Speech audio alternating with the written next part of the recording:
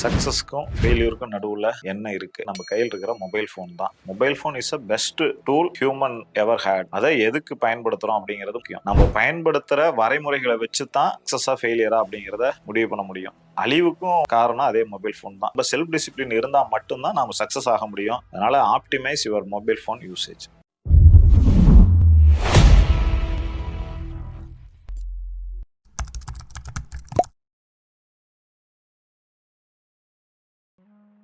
Welcome to beyond limits by Gokul.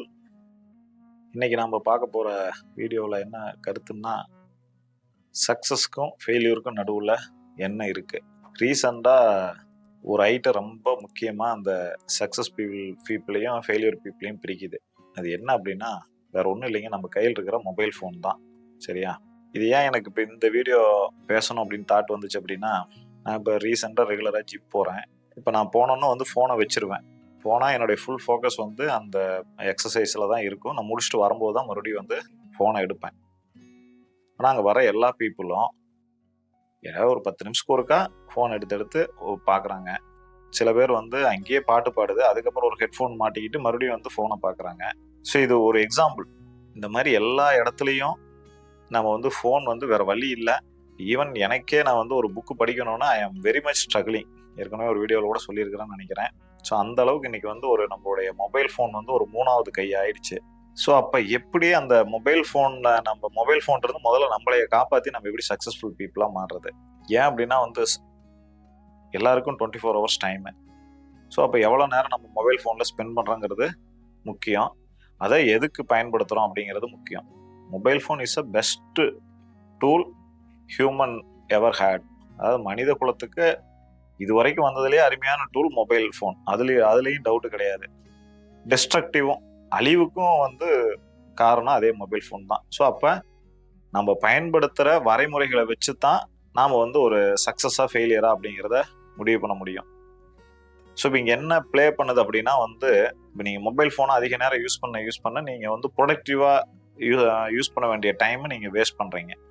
சரிங்களா? ரெண்டாவது, தேவையில்லாததை பார்த்து அதில் மனக்குழப்பங்கள், நம்மளுடைய ஃபோக்கஸ் எனர்ஜி இதெல்லாம் ட்ரெயின் ஆகிடும்.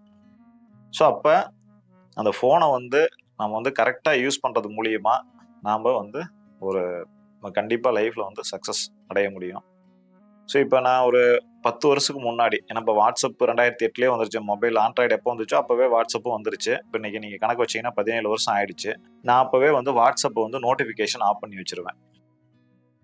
ஸோ இன்றைக்கி நான் வாட்ஸ்அப்பை வேறு மாதிரி நான் டீல் பண்ணுறேன்னு வச்சுக்கோங்க. ஏன்னா ஒரு மெசேஜ் வந்தோன்னே ஒரு ஒரு நோட்டிஃபிகேஷன் அடிக்கும், நீங்கள் உடனே போய் ஃபோன் எடுத்து பார்ப்பீங்க. சரியா? இப்போ நான் என்ன பண்ணுவேன் அப்படின்னா, என்னுடைய குரூப்பு ஆக்சுவலாக வாட்ஸ்அப்புக்கு நோட்டிஃபிகேஷன் என்னோட எல்லா நோட்டிஃபிகேஷனும் சைலண்டில் தான் இருக்கும். எதுவுமே சத்தம் வராது. எந்த நோட்டிஃபிகேஷன் அடித்தாலும் சத்தம் வராது. நானாக போய் ஃபோன் எடுத்து பார்க்கும்போது தெரிஞ்சுக்கும். பட் ஆனால் நிற்கும். ஸோ இப்போ என்ன ஏதாவது ஒரு இம்பார்ட்டன்ட், இப்போ ஒரு ரிமைண்டர் இருக்குன்னு வச்சுக்கலாம், ரிமைண்டர் போட்டு வச்சிருக்கோம்னா அந்த ரிமைண்டர் வரும். இப்போ நம்ம மறுபடியும் போய் பார்க்கணும்.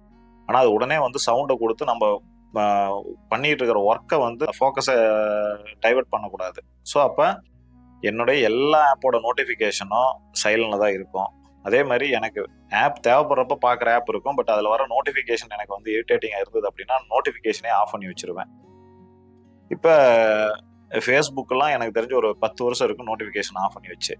ஃபேஸ்புக் இருக்குது, அதை போய் அதிகமாக பார்க்கவே மாட்டேன். ரொம்ப ரேர் கேஸு. ஏதாவது ஒரு வாட்ஸ்அப்பில் லிங்க் வந்திருக்குது அப்படின்னா தான் போனேன் ஒழிஞ்சு நானாக வாலண்டியராக போக மாட்டேன். லிங்க்டின்ல மட்டும், ஏன்னா அது ஒரு பிஸ்னஸ் டூலு, அதனால அதில் மட்டும் அதுவுமே கொஞ்சம் அதிகமாக போனேன். இப்போ அதுவே குறைஞ்சிருச்சு. யூடியூபு லேர்னிங்க்கு நல்ல பிளாட்ஃபார்ம் தான். அதுவே என்னோட ஸ்பேஸ் லிமிட்டடாக தான் இருக்குது, என்னுடைய டைம் ஸ்பெண்டிங்கு. இப்போ நான் என்னோட வீக்லி ரிப்போர்ட்டு ஃபோனில் பார்த்தீங்க அப்படின்னா 4 ஹவர்ஸ் செட் பண்ணி வச்சிருக்கிறேன். டெய்லியும் 4 ஹவர்ஸ்க்கு மேலே மொபைல் ஃபோன் யூஸ் பண்ணக்கூடாதுன்ட்டு.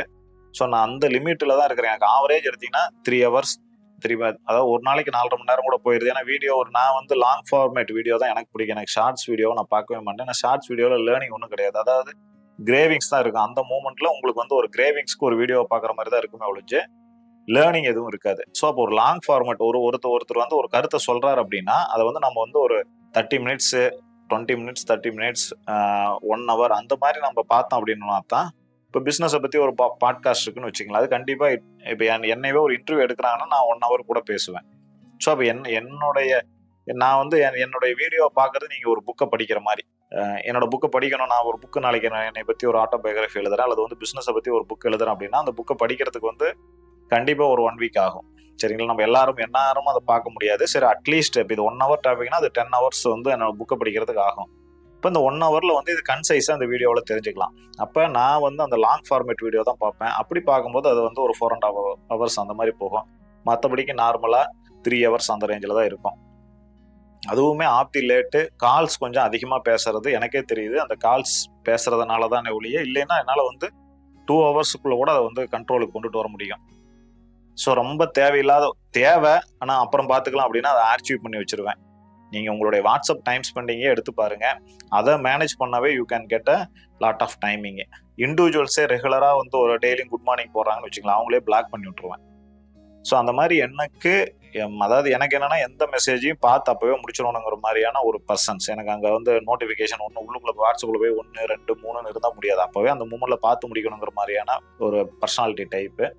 ஸோ அதனால வந்து நான் அதை வந்து ஒரு ஸ்ட்ரீம் லைன் பண்ணி வச்சிருக்கிறேன், இப்படி தான் இருக்கணும்ட்டு. அதே மாதிரி ஈவன் நான் ஏற்கனவே சொன்ன மாதிரி எல்லா நோட்டிஃபிகேஷனும் சைலண்டாக தான் இருக்கும். ஸோ இந்த மூலியமா ஐ கெட் தி டைமிங். என்னுடைய அந்த 24 ஹவர்ஸ் எனக்கும் சரி உங்களுக்கும் சரி எல்லாருக்கும் சரி அதே 24 ஹவர்ஸ் தான் இருக்குது. அந்த 24 ஹவர்ஸில் என்னோட டைமை எடுத்துக்கிறது என் கையில் தான் இருக்குது. ஸோ அப்போ I need to have a self discipline. So அப்போ நம்ம செல்ஃப் டிசிப்ளின் இருந்தால் மட்டும்தான் நம்ம சக்ஸஸ் ஆக முடியும். இது பிஸ்னஸ் மேன் தான் கிடையாது, எவ்ரி இண்டிவிஜுவல்ஸுக்கும் இது பொருந்தும். உங்களுடைய டைம் இப்போ ஏஐ வருது. இப்போ கூட வரும்போது ஒரு ஆர்டிக்கல் படிச்சுட்டு வந்தேன். அதாவது வந்து ஏஐ வந்து ஹை லெவல் ஜாப்ஸை கொடுக்க போகுது. ஆனால் அதுக்கு நீங்கள் ஸ்டெம் படிச்சிருக்கணும். ஸ்டெம்னா science, technology, engineering and mathematics, அதுதான் ஸ்டெம்மு. ஸோ அதில் ஸ்ட்ராங்காகவும் இருக்கணும், அனலைஸ் பண்ணுற ஸ்ட்ராங்காகவும் இருக்கணும். அப்படி இருந்தால் உங்களுக்கு வந்து ஏஐ மூலிமா ஹை லெவல் ஜாப்ஸ் வந்து நீங்கள் கிடைக்கும். சரிங்களா? ஸோ அப்போ நம்ம டைமை வந்து லேர்னிங்க்கு யூஸ் பண்ணணும், அல்லது வந்து பிஸ்னஸில் எக்ஸிக்யூஷனுக்கு யூஸ் பண்ணணும். இண்டிவிஜுவல்ஸாக இருந்ததுன்னா என்னுடைய க்ரோத்துக்கு என்னோட லேர்னிங்கை கொடுத்து நான் எப்படி க்ரோ ஆகி ஒரு ஆர்கனைசேஷனில் க்ரோ ஆகலாம், இல்லை நாளைக்கு நானே ஒரு என்டர்பிரனர் ஆகலாம். ஸோ எந்த விதத்துலையும் நம்மளுடைய டைமை ஆப்டிமைஸ் பண்ணால் மட்டும்தான் சக்ஸஸ் பண்ண முடியும். அந்த டைமை ஆப்டிமைஸ் பண்ணுறத இன்னைக்கு வந்து மொபைல் ஃபோன் தான் ரொம்ப நம்மளை வந்து கெடுக்குது. ஸோ அப்போ நாம் ஒரு டிசிப்ளினோட அதை கரெக்டாக யூஸ் பண்ண கற்றுக்கிட்டோம் அப்படின்னோம்னாவே நாம் சக்ஸஸை நோக்கி திரும்பிட்டுன்னு அர்த்தம். நம்ம கண்டிப்பாக வந்து லைஃப்பில் சக்ஸஸ்ஃபுல்லாக இருக்க முடியும். ஸோ அதனால் optimise your mobile phone usage. Thank you.